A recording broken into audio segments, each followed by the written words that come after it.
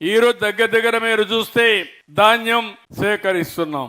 ధాన్యం సేకరించేదానికి WhatsApp message లో పెడితే తద్వారా ప్రొక్యూర్మెంట్ చేస్తున్నాం. మళ్ళీ 48 గంటల్లో వాళ్లకు ధాన్యానికి ఇవ్వాల్సిన డబ్బులు కూడా వాళ్ళ అకౌంట్ లో వేస్తున్నాం. వేసిన తర్వాత మళ్ళా ఒక ఫోన్ చేసి సక్రమంగా వచ్చిందా లేదా, అవకతవకలు ఉన్నాయా, ఇబ్బందులు పెట్టారని కనుక్కునే పరిస్థితికి వస్తున్నాం. ఇప్పటికే మీరు చూస్తే 82,573 మందికి రైతన్నల దగ్గర నుంచి 6 లక్షల మెట్రిక్ టన్నులు ధాన్యం సేకరించాం. 1,400 కోట్ల రూపాయలు 48 గంటల్లోనే పే చేసే పరిస్థితికి వచ్చాం. పోయిన గవర్నమెంట్ 1,674 కోట్ల రూపాయలు అప్పు పెట్టారు. అప్పు పెట్టడమే కాకుండా చాలా ఇబ్బందులు పెట్టారు. ఇప్పుడు ఎవ్వరికి ఇబ్బందులు లేకుండా చేసే కార్యక్రమానికి ముందుకు పోయాం. ఒకప్పుడు నేను ఈ రాయలసీమలో అనంతపురం జిల్లాలో మైక్రో ఇరిగేషన్ పెట్టాను.